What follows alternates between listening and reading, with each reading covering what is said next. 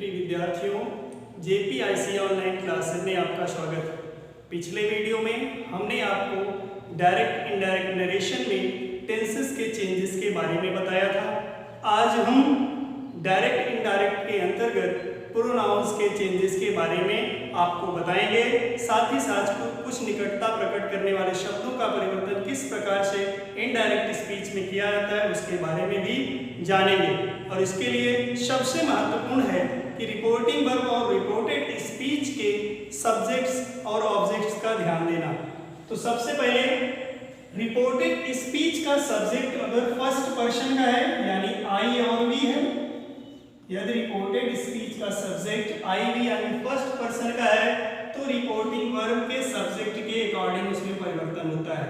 यानी reporting verb का subject जिस भी पर्सन में होगा आई और वी उसी रूप में बदल जाएगा। और यदि रिपोर्टेड स्पीच का सब्जेक्ट सेकेंड पर्सन यानी यू है तो रिपोर्टिंग वर्ब के ऑब्जेक्ट के अकॉर्डिंग परिवर्तन होगा। First person according to subject, second person according to object, और अगर थर्ड पर्सन का है मीन्स ही, शी, इट, इस तरह का सब्जेक्ट है तो नो चेंज होगा, मीन्स उसमें कोई परिवर्तन नहीं होता है। जिस रूप में भी वो होगा उसी रूप में उसको लिखा जाएगा। जो सब्जेक्ट जिस तरह का होगा वैसे ही लिख दिया जाएगा अगर वह थर्ड पर्सन से रिलेटेड है। और इसी को सन का नियम भी कहते हैं। डायरेक्ट इनडायरेक्ट में इसी को शन का नियम कहा जाता है। Subject, object and no change, शन का नियम। इनको हम कुछ उदाहरणों के माध्यम से समझेंगे। जैसे I said to Ram, comma inverted comma में हो जाएगा आई हैव ईटेन फूड। इस सेंटेंस में आप देख रहे हैं कि आपकी रिपोर्टेड स्पीच का जो सब्जेक्ट है आई वो फर्स्ट पर्सन का है, तो यह रिपोर्टिंग वर्ब के सब्जेक्ट के अकॉर्डिंग ही बदल जाएगा क्योंकि यह भी फर्स्ट पर्सन का है। इसलिए इनडायरेक्ट बनाते समय आपका रिपोर्टेड स्पीच का सब्जेक्ट भी फर्स्ट पर्सन में रहेगा, चेंज करके बन जाएगा इनडायरेक्ट स्पीच में I told Ram that I, क्योंकि यह प्रेजेंट परफेक्ट में है बदलकर पास्ट परफेक्ट में हो जाएगा आई हैड ईटेन फूड। लेकिन अगर इसी सेंटेंस, इसी रिपोर्टेड स्पीच के साथ सब्जेक्ट कुछ और होता, जैसे यहां पर ये पर्सन फर्स्ट पर्सन का होता है Ram said to Mohan, comma inverted comma में आई हैव ईटेन फूड।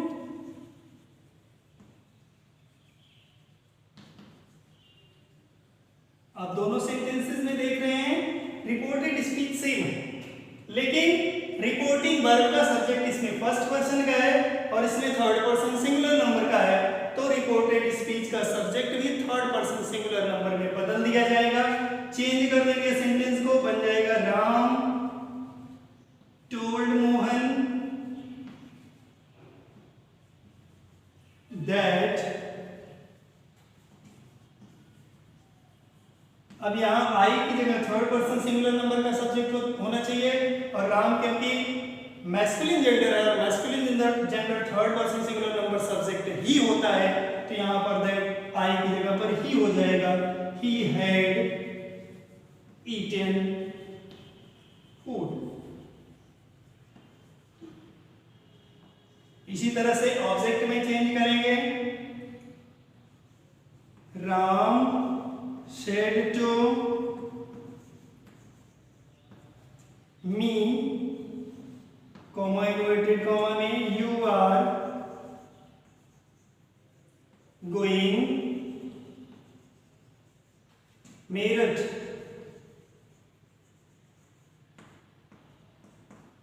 इस सेंटेंस में आप देख रहे हैं कि आपका रिपोर्टेड स्पीच का सब्जेक्ट सेकेंड पर्सन का है। Second person means according to reporting verb में ऑब्जेक्ट के अकॉर्डिंग चेंज हो जाना है। रिपोर्टिंग वर्ब का ऑब्जेक्ट फर्स्ट पर्सन का है, इसी के अकॉर्डिंग चेंज करेंगे और इसका सब्जेक्टिव केस में का आई हो जाएगा, तो यू की जगह पर आई लिखेंगे। चेंज कर कर बनाएंगे सेंटेंस, हो जाएगा Ram told me that I was going Meerut.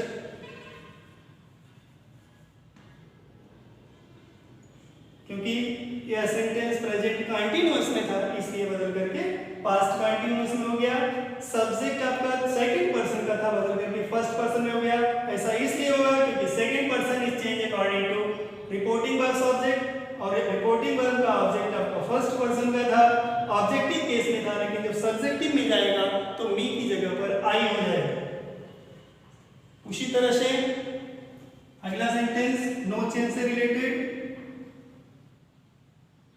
Radha said to Meera she is my sister. यहां पर देख रहे हैं कि जो आपका सब्जेक्ट है वो थर्ड पर्सन सिंगुलर नंबर का है और थर्ड पर्सन में कोई भी चेंजेस नहीं होने हैं, केवल टेंसेस में परिवर्तन कर दिया जाएगा। तो ये आपका हो जाएगा Radha told Meera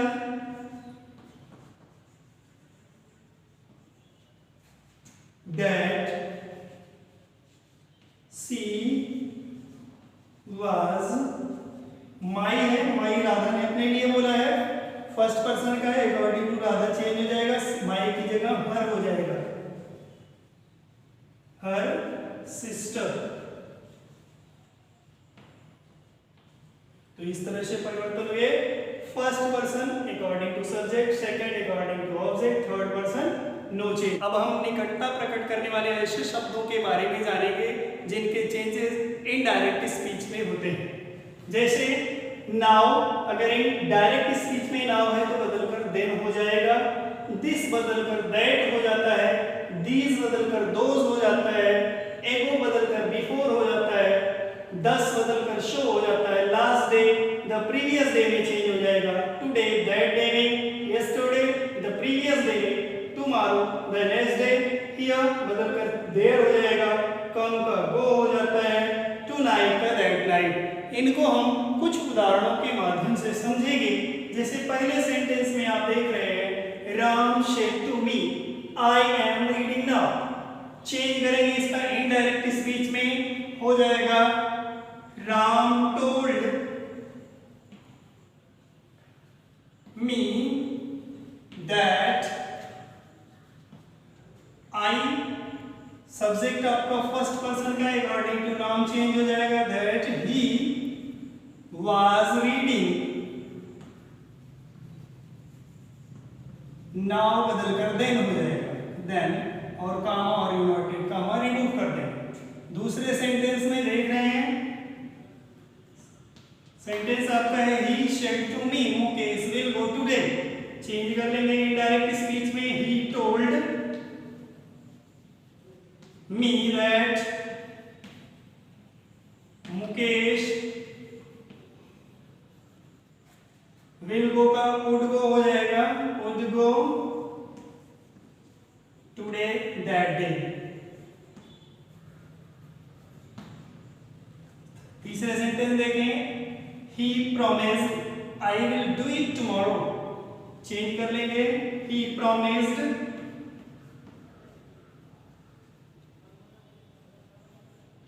that, first person का सब्जेक्ट है, अकॉर्डिंग टू सब्जेक्ट चेंज हो जाएगा, he would do it the next day.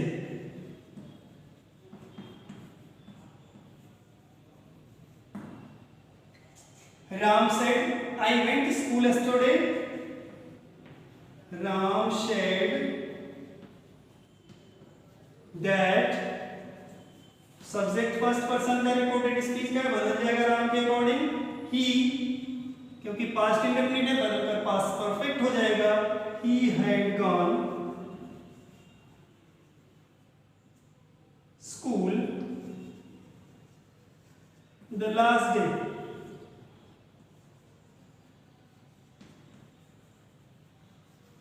और the previous day means the last day और द प्रीवियस डे में से कुछ भी लिख सकते हैं।